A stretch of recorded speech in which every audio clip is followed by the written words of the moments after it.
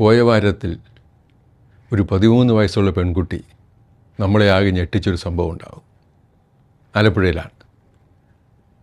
ആ പെൺകുട്ടിയുടെ ഒരു ബന്ധു ആയിട്ടുള്ള ആൾ, ആ വീട്ടിലാണ് ആ കുട്ടി താമസിക്കുന്നത്. അദ്ദേഹത്തിൻ്റെ ഭാര്യയും മകളും മകളുടെ പ്രസവ സംബന്ധമായി ആശുപത്രിയിലായിരിക്കുമ്പോൾ അദ്ദേഹം മരിച്ചതായി കാണപ്പെടുന്നു.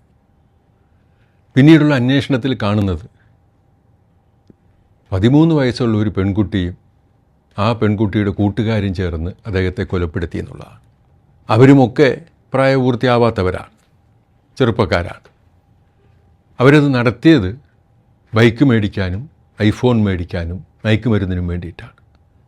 ഇത് നമ്മൾ ശ്രദ്ധിക്കാതെ പോകുന്ന, നമുക്കിടയിൽ നമ്മുടെ അടുത്ത തലമുറ അവർക്കിടയിൽ ഉണ്ടാകുന്ന ഇങ്ങനത്തെ വാസനകൾ, കുറ്റവാസനകൾ, അതിനെ ശ്രദ്ധിക്കാൻ നമുക്ക് കഴിയുന്നില്ല എന്നുള്ളതൊരു പ്രധാനപ്പെട്ട കാര്യമാണ്. 13 വയസ്സുള്ള പെൺകുട്ടി സ്വാഭാവികമായി സ്കൂളിലാണ്. സ്കൂളിലുള്ളവർക്കോ അല്ലെങ്കിൽ രക്ഷകർത്താക്കൾക്കോ ആർക്കും അവരുടെ ജീവിതം ഏതുവഴി പോകുന്നുവെന്ന് ശ്രദ്ധിക്കാൻ നമുക്ക് സമയം കിട്ടുന്നില്ല. അവിടെ ഒരു കാര്യം വ്യക്തമാണ്. നമ്മുടെ ഒരു ജീവിതത്തിൻ്റെ തിരക്കിനിടയിൽ നാളുകളിലേക്ക് വളർന്നു വരേണ്ട തലമുറ എങ്ങനെ പോകുന്നുവെന്ന് നോക്കാൻ സമയം കിട്ടാതിരുന്നാൽ അത് വലിയ നഷ്ടങ്ങളായിരിക്കും, വലിയ ആഘാതമായിരിക്കും സമൂഹത്തിനെ ഏൽപ്പിക്കുക എന്നുള്ളതാണ്. രാഷ്ട്രീയത്തിലേക്ക് കടന്നാൽ ഈ ആഴ്ചയ്ക്ക് മുമ്പ് പറഞ്ഞതാണെങ്കിലും ഈ ആഴ്ചയിലെ താരമായി മാറിയത് PC ജോർജാണ്. നല്ല മനുഷ്യനാണ്.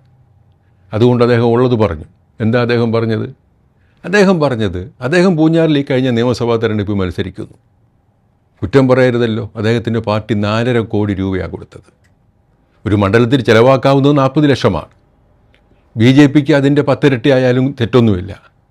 പക്ഷെ അതൊന്നും അദ്ദേഹം കണ്ടില്ല. അതാണ് പ്രശ്നം. പക്ഷെ അദ്ദേഹം കണ്ടില്ല എന്ന് അദ്ദേഹം പറയുമ്പോഴും അദ്ദേഹത്തിൻ്റെ തെരഞ്ഞെടുപ്പ് പ്രചരണത്തിന് ഒരു കുറവും വന്നിട്ടില്ല. അപ്പോൾ ഈ ഫണ്ട് കാണാതിരുന്നിട്ടും, ഈ ഫണ്ട് ഇതിലേക്ക് പോയി എന്നുള്ളതിനെപ്പറ്റി അദ്ദേഹം അറിയാതിരുന്നിട്ടും ഒരു കുറവും വരാത്ത രീതിയിൽ തെരഞ്ഞെടുപ്പ് പ്രചരണം ഒരു BJP സ്ഥാനാർത്ഥിക്ക് പറ്റുന്ന രീതിയിൽ, അതിലും അപ്പോഴും PC ജോർജിന് പറ്റുന്ന രീതിയിൽ തന്നെ അവിടെ നടത്താൻ കഴിഞ്ഞു എന്ന് പറഞ്ഞാൽ, നിയമം അനുശാസിക്കുന്ന 40 ലക്ഷത്തിൻ്റെ പരിധിക്കപ്പുറത്ത് അതിൻ്റെ 10 ഇരട്ടിയിലേറെ തുക ആ മണ്ഡലത്തിൽ ചെലവഴിക്കപ്പെട്ടിരിക്കുന്നു എന്നുള്ളതാണ്. അതൊരു മണ്ഡലത്തിലെ മാത്രം കഥയല്ല. എല്ലാ മണ്ഡലത്തിലേക്കും ഒരുപോലെ പണം കൊടുക്കുമല്ലോ കുറഞ്ഞ പക്ഷം. ആ പണത്തിൻ്റെ കണക്കുകളെപ്പറ്റി BJPയുടെ സംസ്ഥാന നേതൃത്വം അന്വേഷിക്കുന്നുണ്ടോ ഇല്ലയോ നമുക്കറിയില്ല. പക്ഷേ അത്തരം ആക്ഷേപങ്ങൾ അവരുടെ സംസ്ഥാന സമിതിയിലും അവിടുത്തെ ഭാരവാഹികളെപ്പറ്റിയും വന്നുകൊണ്ടിരിക്കുന്നു. നമ്മുടെ തെരഞ്ഞെടുപ്പും നമ്മുടെ ജനാധിപത്യ സംവിധാനവും എങ്ങോട്ടേക്കാണ് പോകുന്നത്? അതിനെ പണം കൊണ്ട് മൂടിയിടാൻ കഴിയുമോ? ജനാധിപത്യത്തിൻ്റെ സുന്ദരമായ രത്നത്തിളക്കം പണം കൊണ്ട് മൂടിയിട്ടാൽ മായ്ച്ചു കളയാൻ കഴിയുന്നതാകുമോ? ദേശീയ തലത്തിലോട്ട് നമ്മൾ നോക്കുമ്പോൾ നമ്മൾ കാണുന്നത് കോൺഗ്രസിൻ്റെ ദേശീയ അധ്യക്ഷൻ മല്ലികാർജുൻ ഖാർഗെ, അദ്ദേഹത്തിനൊരു പരാതിയാണ്. എന്താണ് പരാതി? അദ്ദേഹം ഇപ്പം പരാതി പറയുന്നത് കോൺഗ്രസ്സുകാരെ പറ്റി തന്നെയാണ്. അദ്ദേഹം നേരത്തെ ഉയർത്തിയൊരു പരാതിയുണ്ട് രാജ്യസഭയിൽ. എന്തായിരുന്നു?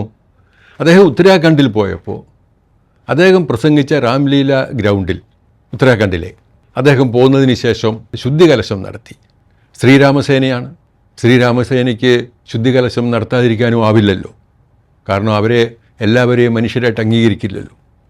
അപ്പോൾ അങ്ങനെ ശുദ്ധികലശം നടത്തിയതിനെപ്പറ്റി രാജ്യസഭയിലാണ് ഖാർഗെ ആക്ഷേപം ഉന്നയിക്കുന്നത്.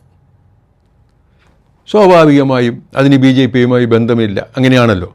അത് സംഘപരിവാറിൻ്റെ വേറെ ഏത് സംഘടനയിൽ പ്രവർത്തിച്ചാലും അവരെന്ത് അക്രമം കാണിച്ചാലും അവസാനം BJP പറയും ഞങ്ങളുമായി ബന്ധമില്ല. പക്ഷേ ഈ അജണ്ടയൊക്കെ കൃത്യമായി നമുക്കറിയാം. ഈ സവർണ മേധാവിത്വത്തിൻ്റെ അല്ലെങ്കിൽ ഈ മത അന്ധമായ ചിന്തകളുടെ, അതിൻ്റെ എല്ലാത്തിൻ്റെയും സമൂർത്തമായ ഭാവമാണ് BJP എന്ന് നമുക്കറിയാം. അതവിടെ സംഭവിക്കുന്നു. ആവട്ടെ, BJP അതിനെ അനുകൂലിക്കുകയോ എതിർക്കുകയോ ചെയ്യട്ടെ. പക്ഷെ കോൺഗ്രസ്സുകാർ എതിർക്കണ്ടേ? അതും സംഭവിക്കുന്നില്ല. അതിലാണിപ്പോൾ ഖാർഗെയുടെ വിഷമം. എനിക്കെതിരെ ഇങ്ങനെയൊരു ആക്ഷേപം വന്നിട്ട് ആരാണ് ഞാൻ? കോൺഗ്രസിൻ്റെ ദേശീയ അധ്യക്ഷനാണ്. കോൺഗ്രസിൻ്റെ ദേശീയ അധ്യക്ഷനായ എനിക്കെതിരെ ഇങ്ങനെയൊരു ആക്ഷേപം ഉണ്ടായി, അല്ലെങ്കിൽ എന്നെ ഇങ്ങനെ മോശമായി കാണിക്കുന്ന രീതിയിൽ ഞാൻ പ്രസംഗിച്ച നടത്തിയ ഗ്രൗണ്ടിൽ ശുദ്ധികലശം നടത്തുന്ന രീതിയിലേക്ക് വന്നിട്ട് അതിനോടൊന്ന് പ്രതികരിക്കാൻ എൻ്റെ പാർട്ടിയുടെ നേതാക്കൾ തയ്യാറാവാത്തതിൽ അതിന് അദ്ദേഹത്തിന് ദുഃഖമുണ്ടാവുന്നു, പ്രതിഷേധമുണ്ടാവുന്നു. അതാണ് കോൺഗ്രസ്. ഈ പറയുന്ന BJPയുടെ ഒരു പ്രവൃത്തിയോടും സത്യസന്ധമായി, ആത്മാർത്ഥമായി അവരുടെ വർഗീയതയോടോ അവരുടെ സവർണ മേധാവിത്വത്തിനോടോ അതിനോടൊന്നും ഒരു സമരം ചെയ്യാനോ എതിർപ്പിൻ്റെ ഒരു വാക്ക് പറയാനോ കോൺഗ്രസും തയ്യാറാവുന്നില്ല എന്നുള്ളതാണ് നമ്മൾ കാണുന്നത്. വന്ദേ ഭാരതത്തിൻ്റെ കാര്യം നമ്മൾ കണ്ടു. അതുപോലെ തന്നെ അവരുടെ ദേശീയ അധ്യക്ഷനെതിരെ ഇങ്ങനെ ഒരു സമീപനം വന്നപ്പോഴും അതിനോട് ഒന്ന് പ്രതികരിക്കാൻ കോൺഗ്രസ് തയ്യാറാവുന്നില്ലെന്ന് പറഞ്ഞാൽ കോൺഗ്രസ് നേതൃത്വവും BJPയുടെ നേതൃത്വവും തമ്മിൽ ഉള്ള വ്യത്യാസം എന്താണ്? അത് കാണുന്നില്ല എന്നുള്ളതാണ് യഥാർത്ഥത്തിൽ ഇന്ത്യ ഇന്ന് നേരിടുന്ന ഏറ്റവും വലിയ പ്രശ്നമെന്ന് ഞാൻ കാണും. രാജ്യം ഭരിക്കുന്ന ആളുകൾക്കെതിരെ നമുക്ക് ആക്ഷേപങ്ങൾ ഉയർത്താം. ആ ആക്ഷേപങ്ങൾ ഉയർത്തുന്നവരും അതേ ശൈലിയിൽ പ്രവർത്തിച്ചു തുടങ്ങിയാൽ എന്ത് ചെയ്യാൻ കഴിയും? ഇതിനെ മാറ്റിക്കൊണ്ടുവരേണ്ട മുന്നണി ഇന്ത്യ മുന്നണിയാണ്. ആ ഇന്ത്യ മുന്നണിക്ക് നേതൃത്വം കൊടുക്കുന്ന പാർട്ടിയാണ് കോൺഗ്രസ്. പക്ഷേ ആ കോൺഗ്രസിനും ശൈലിയിൽ മാറ്റമില്ല, ദർശനങ്ങളിൽ മാറ്റമില്ല, വീക്ഷണങ്ങളിൽ മാറ്റമില്ല, ചിന്തകളിൽ മാറ്റമില്ല. നാളെപ്പറ്റി എങ്ങനെ വലിയ പ്രതീക്ഷകൾ വെച്ച് പുലർത്താൻ നമുക്ക് കഴിയും? ഇന്ത്യയിലെ അമേരിക്കൻ അംബാസഡർ സെർജിയോ ഗോറിൻ്റെ കാശ്മീർ സന്ദർശനം ഇപ്പോൾ അന്തർദേശീയമായ പ്രാധാന്യം നേടിക്കഴിഞ്ഞിരിക്കുന്നു. കാശ്മീർ മുഖ്യമന്ത്രി ഒമർ അബ്ദുള്ളയുമായി ചർച്ച നടത്തി ശ്രീനഗർ സന്ദർശിക്കുന്നു.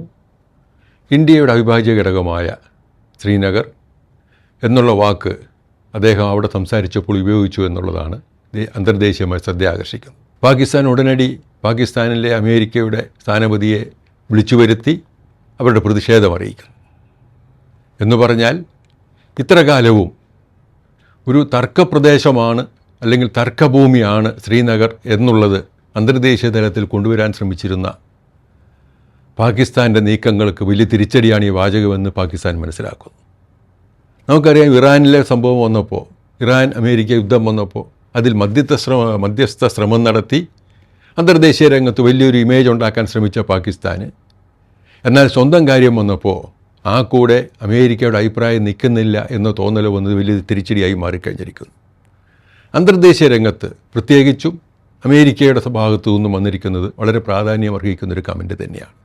അതായത് ഒരു കാര്യം തീർച്ചയാണ്, ഇന്ത്യയിലെ ഏതെങ്കിലും ഒരു പ്രദേശം എന്നും തർക്കഭൂമിയാക്കി എന്നും സംഘർഷത്തിനുള്ള അവസരമാക്കി മാറ്റാനുള്ള പാകിസ്ഥാൻ ശ്രമങ്ങൾക്ക് ഒരു തിരിച്ചടി തന്നെയാണ് അമേരിക്കൻ സ്ഥാനപതി സെർജിയോ ഗോറിൻ്റെ അഭിപ്രായ പ്രകടനം.